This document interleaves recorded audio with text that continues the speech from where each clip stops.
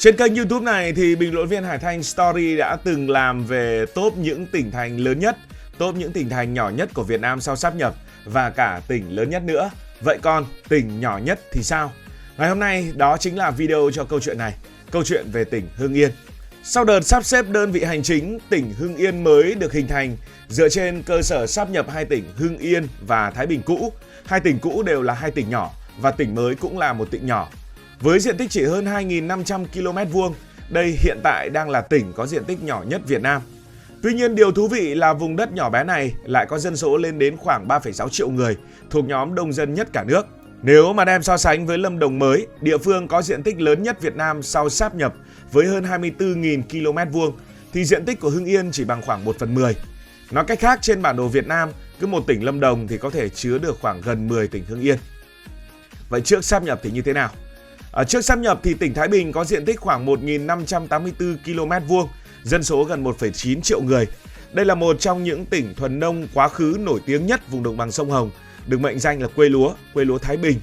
Mặc dù không có núi, không có sân bay và chỉ có hơn 50 km đường bờ biển, Thái Bình vẫn thuộc nhóm tỉnh đông dân nhất Việt Nam với mật độ dân số là 1.200 người trên 1 km².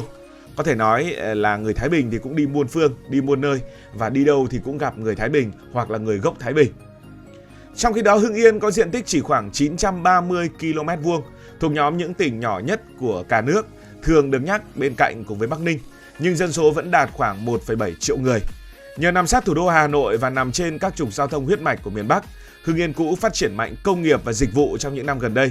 Mật độ dân số của tỉnh khi mà chưa sáp nhập vào khoảng 1.800 người trên 1 km², cũng thuộc hàng cao nhất của Việt Nam. Về tên gọi thì tên gọi Thái Bình cũ, Thái Bình ơi Thái Bình, ai đặt tên cho đất Thái Bình từ bao giờ, được cho là xuất hiện từ thời nhà Lê, vua Lê Long Bĩnh, tức là khoảng thế kỷ thứ 11, khi mà vua dẹp yên vùng đất ở đây thì gọi tên là Thái Bình. Còn tên gọi Hưng Yên thì năm 1831, khi mà vua Minh Mạng thực hiện một đợt cải cách hành chính chia các tỉnh, thì tên tỉnh Hưng Yên đã lần đầu xuất hiện. Năm 1968 thì tỉnh Hưng Yên và tỉnh Hải Dương sáp nhập lại với nhau, lấy tên là tỉnh Hải Hưng. Đây cũng là một tên gọi quen thuộc với nhiều thế hệ, tỉnh lỵ khi đó được đặt tại thị xã Hải Dương. Đến năm 97, tỉnh Hưng Yên được tái lập và đến năm 2025 sáp nhập tỉnh Thái Bình và tỉnh Hưng Yên, trung tâm hành chính đặt tại tỉnh Hưng Yên cũ. Ngày xưa thì có câu thứ nhất kinh kỳ, thứ nhì phố hiến để nói về sự phát triển của Hưng Yên, và Hưng Yên bây giờ cũng phát triển như vậy. Thứ nhất kinh kỳ, thứ nhì Hưng Yên. Về địa lý của tỉnh Hưng Yên mới thì tỉnh Hưng Yên mới nằm ở trung tâm vùng đồng bằng sông Hồng, có vị trí phía đông giáp với Hải Phòng và Vịnh Bắc Bộ thuộc Biển Đông, phía tây giáp thủ đô Hà Nội, phía nam giáp tỉnh Ninh Bình, phía bắc bên cạnh giáp Hải Phòng, tiếp tục giáp Hải Phòng rồi thì còn giáp cả Bắc Ninh nữa. Tỉnh Hưng Yên thuộc quy hoạch vùng thủ đô Hà Nội, trung tâm hành chính của tỉnh đặt tại phường Phố Hiến, nằm cách trung tâm thủ đô Hà Nội khoảng 50 cây, cách trung tâm thành phố Hải Phòng khoảng 80 cây. Địa hình của tỉnh Hưng Yên mới tương đối là bằng phẳng bởi vì hai tỉnh cũ cũng bằng phẳng rồi, chủ yếu là đất phù sa màu mỡ, không có đồi núi hay vùng cao. Đây là vùng đặc trưng châu thổ sông Hồng, độ cao trung bình dao động từ 2 đến 6 mét so với mực nước biển. Hưng Yên thì nằm ở vùng hạ lưu của sông Hồng và sông Thái Bình, sở hữu mạng lưới thủy văn phong phú với ao, hồ, đầm, sông ngòi dày đặc. Hình như là ở trên địa bàn của tỉnh này, hầu như nhà nào cũng sở hữu một cái ao. Trên địa bàn của tỉnh có những tuyến sông lớn như là sông Hồng và các phân lưu của nó như là sông Luộc, sông Trà Lý. Bên cạnh đó là các hệ thống sông nhỏ hơn như là sông Cửu An, sông Sạt, sông Hoan Ái, sông Nghĩa Trụ, sông Điện Biên, đều thuộc hệ thống sông Bắc Hưng Hải, sông Hóa, sông Diêm Hộ hay là sông Tiên Hưng.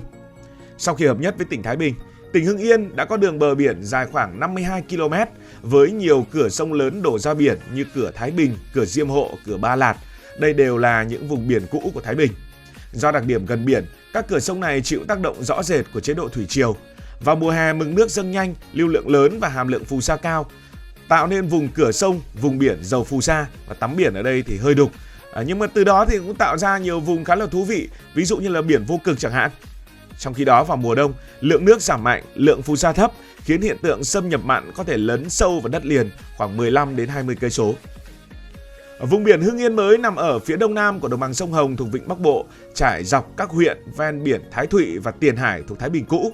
Đây là vùng biển nông, tạo ra những bãi triều, hệ sinh thái rừng ngập mặn phong phú và nguồn lợi thủy sản dồi dào. Vùng biển này có vai trò quan trọng trong việc phát triển kinh tế biển của tỉnh, đặc biệt là khai thác và nuôi trồng thủy hải sản, làm muối, năng lượng khí, điện, cũng như góp phần bảo vệ môi trường sinh thái và phòng chống thiên tai. Về tài nguyên thì Hưng Yên không có nhiều nguồn tài nguyên và khoáng sản. Các loại tài nguyên và khoáng sản chính gồm có cát đen, đất sét, nước khoáng, khí đốt và than nâu. Trong đó cát đen là khoáng sản có trữ lượng lớn và được khai thác phổ biến nhất, tập trung ở ven sông Hồng, sông Luộc và sông Trà Lý.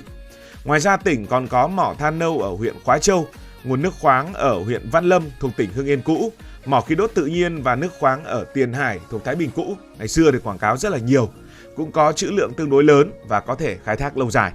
Về kinh tế, Phố Hiến là trung tâm hành chính của tỉnh ngày nay. Đây là một thương cảng cổ vang danh xứ Bắc thế kỷ 16 và 17. Danh tiếng phồn hoa một thời được thể hiện qua câu ca thứ nhất kinh kỳ, thứ nhì Phố Hiến. Nơi đây từng được sánh ngang với kinh đô Thăng Long về sự sầm uất, với luồng thuyền bè và thương nhân đến từ hơn chục quốc gia trên thế giới như là Nhật Bản, Trung Quốc, Anh, Pháp, Hà Lan và Bồ Đào Nha. Với vị trí địa lý thuận lợi nằm trong tam giác kinh tế Hà Nội, Hải Phòng, Quảng Ninh và vùng kinh tế trọng điểm Bắc Bộ, Hưng Yên đóng vai trò là cầu nối quan trọng giữa các trung tâm kinh tế lớn. Đi về mấy cái địa phương kia thì đều phải đi qua Hưng Yên. Theo dữ liệu sáp nhập tỉnh thành Việt Nam năm 2025, sau khi sáp nhập với Thái Bình, Hưng Yên có thu nhập bình quân đầu người vào khoảng 70 triệu đồng một người một năm, như vậy là xếp khoảng thứ 6 cả nước. Cùng với sự phát triển kinh tế cả nước, nền kinh tế Hưng Yên đang thay đổi từng ngày và được đánh giá là một trong những tỉnh có tốc độ tăng trưởng kinh tế tương đối nhanh. Bất động sản Hưng Yên mấy năm gần đây thì đang rất là nóng bởi vì rất là gần Hà Nội. Về con người và văn hóa của Hưng Yên thì cơ cấu dân số đồng bào Kinh vẫn chiếm phần lớn, ước tính đến khoảng 99%. Phần nhỏ còn lại gồm một số dân tộc thiểu số như là Tày, Thái, Mường. Mỗi nhóm đều chiếm một tỷ lệ rất nhỏ, có lẽ là làm dâu hoặc là làm rể của vùng đất Hưng Yên mới. Đây là một trong những địa phương có truyền thống văn hiến lâu đời ở đồng bằng Bắc Bộ, gắn liền với các câu chuyện cổ tích, truyền thuyết và thần thoại, tiêu biểu như là truyền thuyết Trử Đồng Tử và Nhị Vị Phu Nhân với sự tích Đầm Dạ Trạch. Đây là một trong những truyền thuyết sớm nhất được ghi chép trong lĩnh Nam Trích Quái và đã được chuyển thể thành nhiều hình thức khác nhau, trong đó có phim điện ảnh chiếu rạp đó là Huyền Tình Dạ Trạch. Đến năm 2026, trên địa bàn tỉnh Hưng Yên hiện lưu giữ tổng cộng 13 bảo vật quốc gia, trong đó Hưng Yên cũ có 10 và Thái Bình cũ thì có 3. Hưng Yên còn là vùng đất sản sinh ra nhiều danh sĩ, nhà văn, nhà thơ nổi tiếng qua các thời kỳ. Từ thời phong kiến, Hưng Yên đã xuất hiện những tên tuổi có ảnh hưởng về văn học như là danh tướng Phạm Ngũ Lão, người không chỉ có tài về quân sự mà còn về thơ ca với tác phẩm tiêu biểu như là Thuật Hoài. Ngày xưa mình nhớ là trong sách giáo khoa là có cái bài này, hình như là thuộc cái phần học thêm, bây giờ không biết còn không. Nguyễn Trung Ngạn, một đại thần nhà Trần với nghệ thuật thơ ca giàu nhạc điệu, lời lẽ thanh tao, điêu luyện. Đến đầu thế kỷ 18 thì nền văn học ghi dấu kiệt tác Chinh Phụ Ngâm với bản dịch chữ nôm của Hồng Hàn nữ sĩ Đoàn Thị Điểm. Bà được đánh giá bậc nhất về sắc đẹp lẫn tài năng trong những nữ sĩ danh tiếng. Ngoài ra không thể không kể đến những đóng góp về văn thơ của Hải thượng Lãn Ông và Lê Quý Đôn. Lê Quý Đôn là một nhà bác học nổi tiếng với nhiều tác phẩm có giá trị trong giai đoạn này. Thế kỷ 19, thế kỷ 20, Hưng Yên tiếp tục đóng góp những nhà văn, nhà thơ danh tiếng, nổi bật như Chu Mạnh Trinh với phong cách thơ lãng mạn, giàu tình yêu thiên nhiên đất nước. Nguyễn Công Hoan, chủ tịch đầu tiên của Hội Nhà văn Việt Nam, là cây bút xuất sắc với dòng văn phản ánh hiện thực xã hội, bậc thầy trào phúng. Ông vua phóng sự đất Bắc Vũ Trọng Phụng thì cũng ở đây với nhiều tác phẩm tiêu biểu như là Số Đỏ, Làm Đĩ, Dông Tố. Dương Quảng Hàm, một học giả, nhà nghiên cứu, đã có những đóng góp quan trọng cho nền giáo dục và văn học Việt Nam. Hưng Yên được xem là nơi phát tích và là cái nôi của nghệ thuật hát chèo. Tỉnh này nằm giữa 3 chiếng chèo Đông, chèo Bắc và chèo Nam trong tứ chiếng chèo của đồng bằng sông Hồng. Đã có nói về văn hóa thì phải nói thêm về thể thao. Hưng Yên thì có sân vận động, bây giờ lại tiếp tục xây thêm sân PVF tại Nghĩa Trụ. Sân có diện tích hơn 55.000 m², sức chứa khoảng 60.000 chỗ ngồi, đạt chuẩn FIFA và đủ điều kiện đăng cai tổ chức các giải đấu quốc tế lớn như là Olympic, ASEAN, FIFA World Cup. Khi hoàn thành thì đây sẽ là một trong những sân vận động có sức chứa lớn nhất Việt Nam và chắc chắn là vượt qua sân vận động quốc gia Mỹ Đình, gấp rưỡi sân Mỹ Đình. Điểm nổi bật của sân này đó là cái hệ thống mái vòm có thể đóng mở hoàn toàn tự động trong khoảng 12 cho đến 20 phút. Bên cạnh đó, mặt sân sử dụng công nghệ module hybrid kết hợp giữa cỏ tự nhiên và cỏ nhân tạo, tăng độ bền, khả năng thoát nước, chịu tải lớn và bảo trì thuận tiện. Tỉnh Hưng Yên cũng là nơi sản sinh ra nhiều tài năng bóng đá cho đội tuyển bóng đá Việt Nam, đặc biệt là từ Thái Bình cũ. với các cầu thủ nổi bật có thể kể đến như là Vũ Công Tuyền, Đoàn Văn Hậu, Nguyễn Tuấn Anh, Trần Minh Vương, Bùi Hoàng Việt Anh, Nhâm Mạnh Dũng, Nguyễn Thanh Bình, Nguyễn Đình Triệu, Trần Trung Kiên, Phạm Minh Phúc, Nguyễn Văn Trường và Đặng Văn Tới. Cuối cùng hãy nói về đặc sản của Hưng Yên thì người ta có câu dù ai buôn Bắc bán Đông, đố ai quên được nhãn lồng Hưng Yên. Ngoài ra còn có gà Đông Tảo với đôi chân khổng lồ nổi tiếng khắp cả nước, tương bần, chả gà, tiểu quan, bánh cuốn Phú Thị và nhiều món ăn dân gian gắn bó với vùng đất phố Hiến ngày xưa.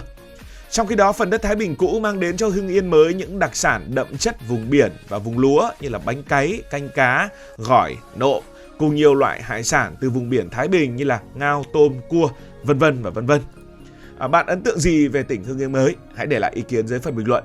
Cảm ơn vì đã quan tâm theo dõi câu chuyện này. Nếu cảm thấy thú vị, có thể nhấn nút đăng ký kênh, bật chuông thông báo và chia sẻ. Cảm ơn các bạn đã dành sự đồng hành cùng Hải Thanh Story. Đi qua những vùng đất, khám phá những điều mới.